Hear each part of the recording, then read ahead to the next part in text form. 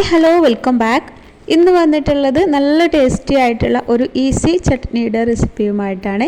ഈ ഒരു ചട്നി സാധാ ദോശയുടെ കൂടെയും അപ്പത്തിൻ്റെ കൂടെ ഇഡ്ഡലിയുടെ കൂടെ ഒക്കെ കഴിക്കാൻ പറ്റുന്ന നല്ലൊരു ടേസ്റ്റി ആയിട്ടുള്ളൊരു ചട്നിയാണ്. വളരെ സിമ്പിളായിട്ടുള്ളൊരു ചട്നി കൂടിയാണ്. അപ്പോൾ ഇതെങ്ങനെ റെഡിയാക്കി എടുക്കുന്നത് നോക്കാം. അതിനായിട്ട് നമുക്ക് വീഡിയോയിലേക്ക് പോകാം. അപ്പോൾ അതിനായിട്ട് മിക്സിയുടെ ചെറിയ ജാറെടുത്ത് വെച്ചിട്ടുണ്ട്. അതിലേക്ക് ഒരു മീഡിയം സൈസിലുള്ള സവാള ഇതുപോലെ ഒന്ന് വലുതാക്കി നുറുക്കിയെടുത്തിട്ടുണ്ട്. അതൊന്ന് ചേർത്ത് കൊടുക്കുക. പിന്നെ ഇതിലേക്ക് 2 തക്കാളി ചേർത്ത് കൊടുക്കുന്നുണ്ട്. മീഡിയം സൈസിലുള്ള 2 തക്കാളിയാണ് ചേർത്ത് കൊടുത്തിട്ടുള്ളത്. വലുതാണെങ്കിൽ 1.5 തക്കാളിയൊക്കെ മതിയാവും. പിന്നെ ഇനി ഇതിലേക്ക് 3 വറ്റൽമുളക് ചേർത്ത് കൊടുക്കുന്നുണ്ട്. അത്യാവശ്യം എരിവുള്ള വറ്റൽമുളകാണ്. നമ്മുടെ എരിവില്ലാത്ത പിരിയമുളകൊക്കെ ആണെന്നുണ്ടെങ്കിൽ ഒരു 5 എണ്ണമൊക്കെ ചേർത്ത് കൊടുക്കുക. പിന്നെ ഇതിലേക്ക് ചെറിയ ഒരു 5-6 വെളുത്തുള്ളി എല്ലാം കൂടെ ചേർത്ത് കൊടുക്കുന്നുണ്ട്. പിന്നെ ഇതിലേക്ക് ചെറിയൊരു കഷ്ണം ഇഞ്ചിയും കൂടെ ചേർത്ത് കൊടുക്കുക. ഇനി ഇത് നന്നായിട്ട് പേസ്റ്റാക്കി ഒന്ന് അരച്ചെടുക്കുക.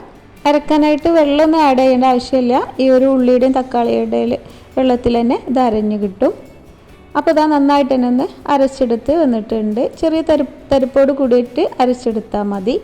ഇനി നമുക്കൊന്ന് കടുകിട്ട് വറുത്തെടുക്കണം. അതിനായിട്ട് ഒരു ചട്ടിയിലേക്ക് 1 ടേബിൾ സ്പൂണോളം വെളിച്ചെണ്ണ ഒഴിച്ചു കൊടുക്കുക. വെളിച്ചെണ്ണ ചൂടായി വന്നാൽ 1 ടീസ്പൂണ് കടുക് ചേർത്ത് കൊടുക്കുന്നുണ്ട്. കടുക് പൊട്ടി വന്നാൽ കറിവേപ്പിലയും ചേർത്ത് കൊടുത്തിട്ട് നമ്മൾ നേരത്തെ അരച്ച് വെച്ചിട്ടുള്ള ആ മിക്സ് ഇതിലേക്ക് ചേർത്ത് കൊടുക്കുക. വേണമെന്നുണ്ടെങ്കിൽ നിങ്ങൾക്ക് കുറച്ച് വെള്ളം കൂടെ ആ മിക്സിയുടെ ജാറിലേക്ക് ചേർത്തിട്ട് ഒന്ന് ഇതിലേക്ക് ഒഴിച്ചു കൊടുത്താലും മതി. എന്നിട്ട് നന്നായിട്ട് തന്നെ ഒന്ന് ഇളക്കി വേവിച്ചെടുക്കണം. അത്യാവശ്യം ഒരു 3-4 മിനിറ്റോളം തന്നെ ഇത് വേവിച്ചെടുക്കണം.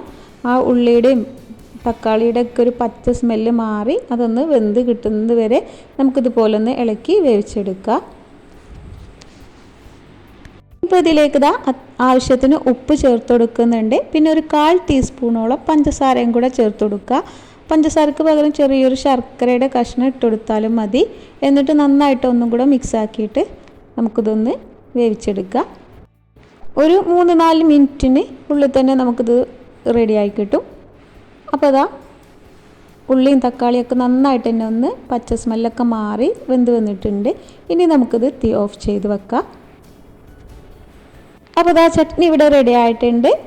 നല്ല ടേസ്റ്റി ആയിട്ടുള്ളൊരു ചട്നിയാണ്. അധികമായിട്ട് എരിവും പുളിയൊന്നും ഇല്ലാത്ത നല്ലൊരു ടേസ്റ്റി ആയിട്ടുള്ളൊരു ചട്നിയാണ്.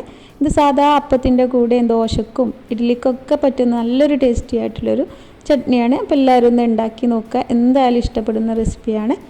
ഇഷ്ടപ്പെട്ടാൽ വീഡിയോ ലൈക്ക് ചെയ്യാനും ഷെയർ ചെയ്യാനും മറക്കരുത്. ചാനൽ സബ്സ്ക്രൈബ് ചെയ്യാത്തവരുണ്ടെങ്കിൽ സബ്സ്ക്രൈബ് ചെയ്ത് സപ്പോർട്ട് ചെയ്യാനും മറക്കരുത്. Thank you.